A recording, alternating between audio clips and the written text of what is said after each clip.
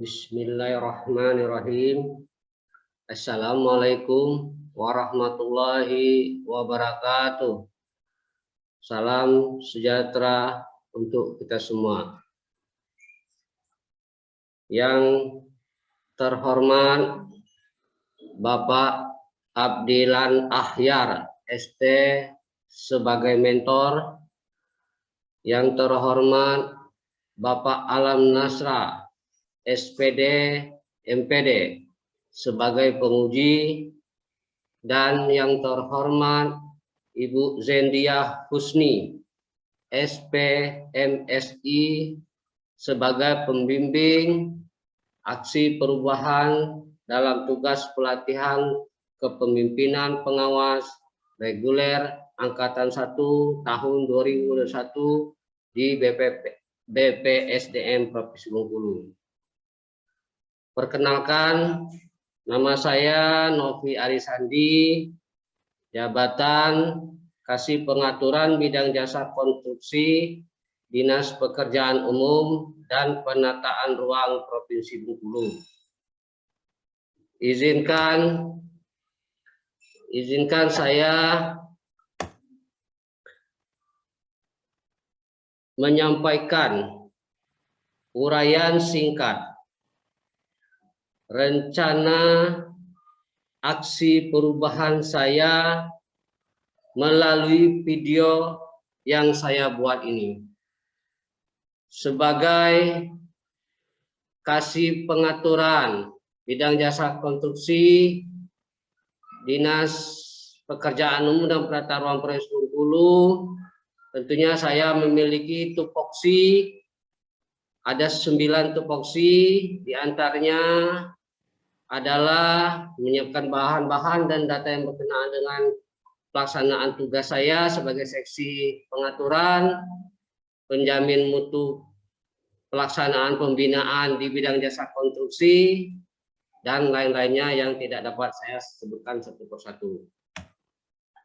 Adapun judul rencana aksi perubahan saya pada pelatihan kepemimpinan pengawas Angkatan 1 tahun 2021 adalah optimalisasi penyediaan data tenaga ahli jasa konstruksi yang akan dilatih. Kenapa saya pilih itu? Latar belakangnya adalah bidang jasa konstruksi Dinas Pekerjaan Umum dan Penataan Ruang Provinsi Bengkulu untuk menyelenggarakan pelatihan terhadap tenaga ahli jasa konstruksi mengalami kendala terhadap data tenaga ahli konstruksi yang akan dilatih. Hal ini dikarenakan kesibukan pekerjaan para tenaga ahli jasa konstruksi tersebut. Sedangkan hampir setiap tahunnya diadakan pelatihan terhadap tenaga ahli konstruksi melalui anggaran bidang jasa konstruksi dan pekerjaan umum dan penataan ruang Provinsi Bengkulu. Dan pelatihan tersebut merupakan salah satu poin persyaratan untuk menambah nilai poin jika ingin memperpanjang sertifikasi keahlian atau SKA tenaga ahli. Memang walaupun telah mengadakan beberapa tahun yang lalu, tetap sulit dalam mencari para tenaga ahli yang memiliki SKA yang akan dilatih untuk mengikuti pelatihan ataupun untuk BIMTEK yang sering diadakan oleh bidang jasa konstruksi Dinas Pekerjaan Umum dan Penataan Provinsi Bengkulu. Area fokus perubahan adalah pada bagian bidang jasa konstruksi dan pekerjaan umum dan penataan ruang Provinsi Bengkulu dengan tujuan aksi perubahan optimalisasi penyediaan data tenaga ahli jasa konstruksi yang akan dilatih sebagai berikut. Jangka pendek, masa PKP 2 bulan, yaitu melakukan koordinasi dengan stakeholder di lingkungan wilayah Provinsi Bengkulu, baik itu via telepon, tatap muka, untuk mendapatkan data tenaga ahli jasa konstruksi yang akan dilatih. Jangka menengahnya, terlaksananya data tenaga ahli jasa konstruksi yang akan dilatih dan meningkatkan kompetensi, kualitas mutu tenaga ahli jasa konstruksi. Jangka panjangnya, terselenggaranya 100% data kualifikasi tenaga ahli konstruksi yang akan dilatih setiap tahunnya. Saya bekerja di Dinas Pekerjaan Umum dan Penataan Provinsi Bengkulu yang memiliki visi yaitu terwujudnya infrastruktur pekerjaan umum dan perumahan rakyat yang baik, bermanfaat, dan berkelanjutan. Tentunya untuk mewujudkan visi tersebut, maka dibentuklah 4 misi. Yang pertama, mempertahankan fungsi pelayanan sarana dan prasarana bidang KPU yang ada, meningkatkan kapasitas pelayanan sarana dan prasarana bidang KPU. 3, mengembangkan potensi sumber daya yang ada untuk memenuhi kebutuhan pelayanan KPU yang berkembang sejalan dengan peningkatan pembangunan. Dan yang keempat, meningkatkan fungsi pelayanan organisasi dan tata laksana yang efektif dan efisien terpadu dengan prinsip good government serta pengembangan SDM yang profesional. Kondisi kinerja pelayanan saat ini, kurangnya koordinasi antara bidang jasa konstruksi, Dinas Pekerjaan Umum dan Penataan Ruang Provinsi Bengkulu dengan stakeholder tenaga ahli jasa konstruksi di Provinsi Bengkulu. Belum dilaksanakannya pengambilan data secara langsung, data tenaga ahli jasa konstruksi yang akan dilatih kepada stakeholder di Provinsi Bengkulu, dan belum terdapatnya atau terdatanya data tenaga ahli konstruksi yang akan dilatih. Hal ini juga dipengaruhi oleh pendanaan dan dipengaruhi juga situasi pandemi COVID sekarang ini. Tentunya kondisi kerja pelayanan yang diharapkan terwujudnya tersedianya data tenaga ahli jasa konstruksi yang akan dilatih. Yang kedua, peningkatan kompetensi mutu terhadap tenaga ahli jasa konstruksi. Tentunya ada beberapa isu masalah, identifikasi isu-isu strategis unit organisasi yang saya lakukan. Yang pertama, belum optimalnya penyediaan data tenaga ahli jasa konstruksi yang akan dilatih.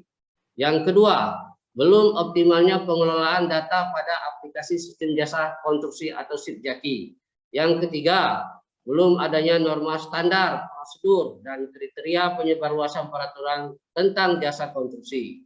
Yang keempat, belum adanya penjaminan mutu dalam pelaksanaan pembinaan tenaga ahli jasa konstruksi. Dan yang kelima, rendahnya kompetensi tenaga ahli jasa konstruksi.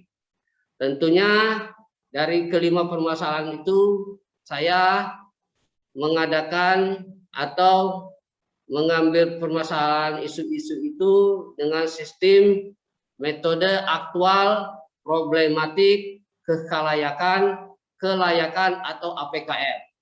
Yang pertama, permasalahan atau isunya belum optimalnya penyediaan data tenaga ahli jasa konstruksi yang akan dilatih dengan total nilai 18, yaitu ranking 1. Yang kedua, belum optimalnya pengolahan data pada aplikasi sistem jasa konstruksi dalam kurung SIPJAKI dengan total nilai 14 dengan ranking 3. Dan yang ketiga, belum adanya norma standar, prosedur, dan kriteria penyebarluasan peraturan tentang jasa konstruksi dengan total nilai 11 dengan ranking 4. Dan yang keempat, belum adanya penjaminan mutu dalam pelaksanaan pembinaan tenaga ahli jasa konstruksi dengan total 15, ranking 2. Dan yang kelima, rendahnya kompetensi tenaga ahli konstruksi, total nilai 8 dengan ranking 5. Dari hasil APKL di atas, terdapat 3 permasalahan yang mendapat skor tertinggi. Maka, oleh karena itu saya akan menggunakan metode USG, Urgent Serious Growth, untuk menentukan isu strategis organisasi. Hasil metode USG diperoleh ranking prioritas permasalahan sebagai berikut. Permasalahan pertama, 1. Belum optimalnya penyediaan data tenaga ahli jasa konstruksi yang akan dilatih, itu skornya 15, ranking 1.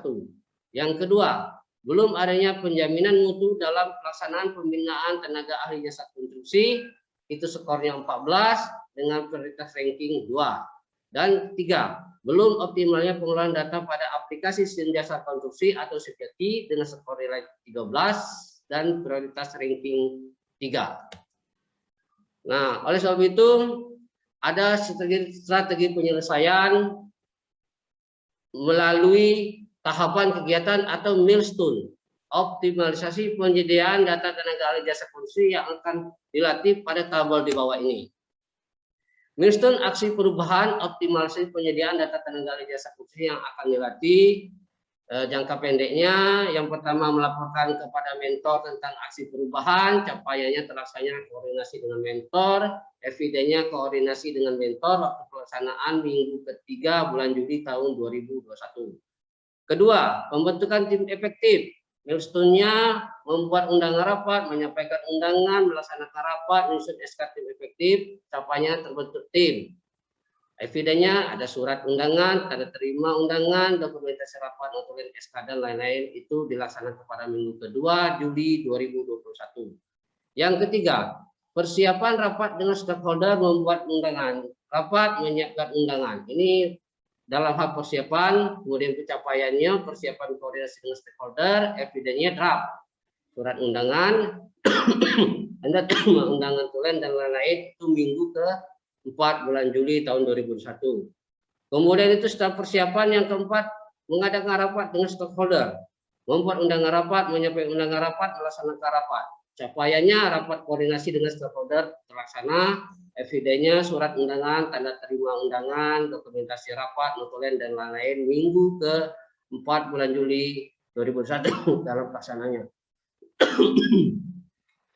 Yang kelima, pengambilan data tenaga ahli jasa konstruksi yang akan dilatih, capaiannya koordinasi pengambilan data, koordinasi melalui via WA dan datang langsung ke stakeholder. Minggu ke-1, 2, dan 3 dan 5 Agustus tahun 2021.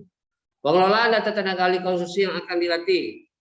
Data diolah, kemudian itu dikumpulkan, evidennya memilih dan menentukan data tenaga ahli yang akan dilatih itu minggu ke-1, ke-2, dan ke-3 bulan September tahun 2021. Dan yang ketujuh, terakhir monitoring dan evaluasi data tenaga ahli konstruksi yang akan dilatih. Capaiannya monitoring dan evaluasi data tenaga ahli jasa konstruksi minggu ke-4 bulan September tahun 2021. Kemudian itu setelah mengidentifikasi stakeholder, kemudian itu mengidentifikasi stakeholder yang mempengaruhi aksi perubahan ini. Selanjutnya, reform melakukan analisa terhadap pengaruh stakeholder untuk tercapainya keberhasilan aksi perubahan ini. Analisa stakeholder menggunakan analisa tingkat pengaruh atau influence atau power dan tingkat minat atau interest stakeholder terhadap aksi perubahan yang akan dilakukan, yaitu sebagai berikut. Laten.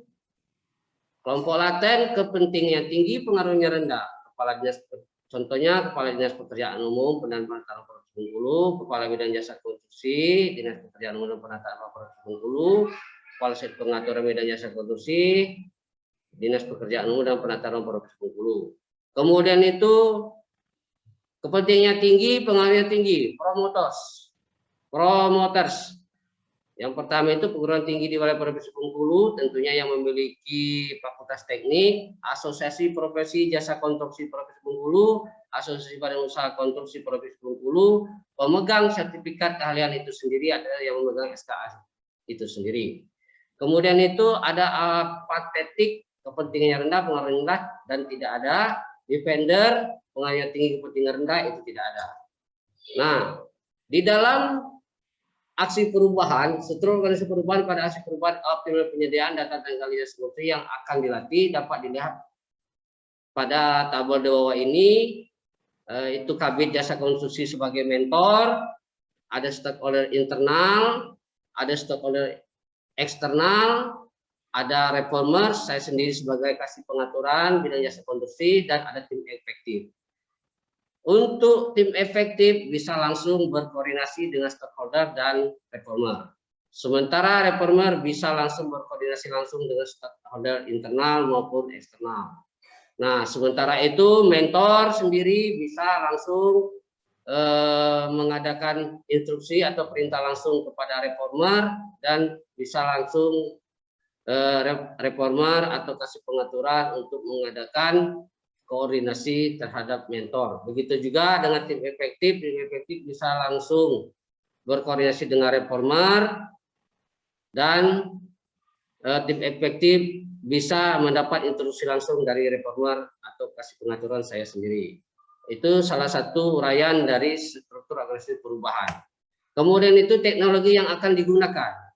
Teknologi yang akan digunakan mungkin sederhana pada aksi perubahan optimalisasi penyediaan data tenaga jasa konstruksi adalah memanfaatkan teknologi komunikasi berupa WhatsApp dan telepon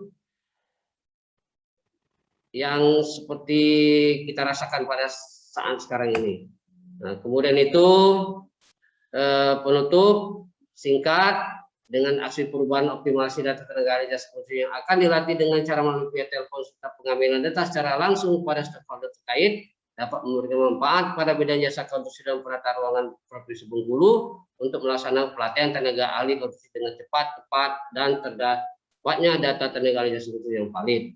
Kemudian itu terjalinnya komunikasi dan koordinasi antara bidang jasa konstruksi Dinas Pekerjaan Umum dan Penata Ruangan Provinsi Bengkulu dengan stakeholder diharapkan dapat memberikan efek yang positif di kemudian hari agar dalam pengadaan dan pengambilan data para tenaga ahli jasa konstruksi dapat terlaksana dengan baik dan lancar.